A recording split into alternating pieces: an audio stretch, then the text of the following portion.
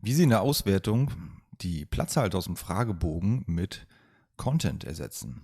Wenn Sie in Ihrer Umfrage Platzhalter nutzen, wie zum Beispiel bei einem 360-Grad-Feedback, da haben wir oder bieten wir den Platzhalter Feedback Person an. Der kann genutzt werden, wenn Sie über die Einladungsfunktion, die 360-Grad-Einladungsfunktion zu Ihrem 360-Grad-Feedback einladen. In der Umfrage wird das Ganze dann durch die Führungskraft ersetzt, also die Person, die zu bewerten ist. Das ist alles super, das ist alles dynamisch.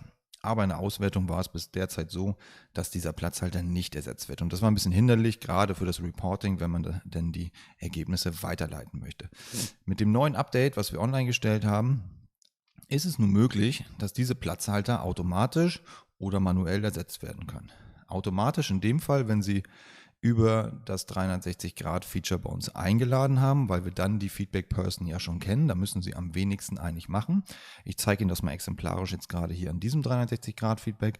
Wir öffnen die Auswertung und gehen zu den Ergebnissen und sehen als erstes aber noch den Platzhalter Feedback-Person. Warum ist das so? Weil wir jetzt einen Blick auf die Gesamtauswertung tätigen und noch nicht auf eine Zuordnung zu einer Person. Das heißt, wenn die Zuordnung nicht da ist, kann der Platzhalter auch nicht ersetzt werden.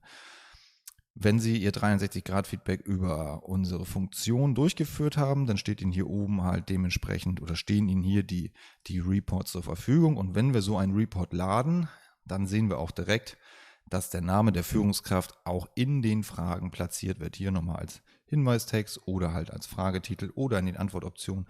Der wird überall dort ersetzt, wo die Quelle herkommt.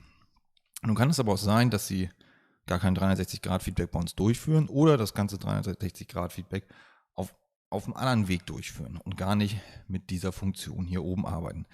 Dann ist es auch kein Problem, diese Platzhalter zu ersetzen. Ich zeige Ihnen das einmal an einem kleinen Beispiel. Wir würden jetzt hier auf der ersten Seite einfach nochmal eine neue Frage hinzufügen. Ich nehme jetzt mal eine einfache Ja-Nein-Frage. Hier ist No. So, und wir platzieren jetzt hier einen frei definierten Platzhalter. Der kann heißen, wie wir wollen. Ich mache jetzt mal Name X.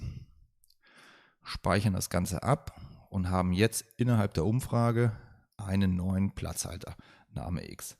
So, wenn wir jetzt wieder in die Auswertung switchen, sehen wir denn hier unten, dass der Platzhalter Name X nicht ersetzt wurde, weil das System kennt ihn nicht. Also müssen wir dem System sagen, was er denn ersetzen soll. Ich gehe jetzt einmal aus diesem Report hier raus. Warum? Das erzähle ich Ihnen auch gleich. So, wir sind jetzt in der ganz normalen Ergebnisdarstellung und haben hier oben im Bereich der Einstellung eine neue Funktion. Und hier sieht man schon, unter dem Bereich Platzhalter habe ich 2 Inputfelder, beziehungsweise kann auch weitere hinzufügen. Im ersten Inputfeld setzen wir den Platzhalter, das Original sozusagen, mit den eckigen Klammern. Das wird uns hier auch angeboten. Ich kopiere das wieder rein.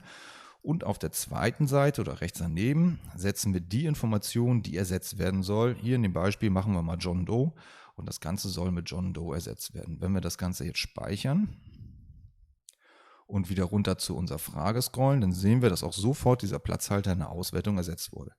Das heißt, Sie sind sehr flexibel, wie Sie mit diesen Platzhaltern arbeiten.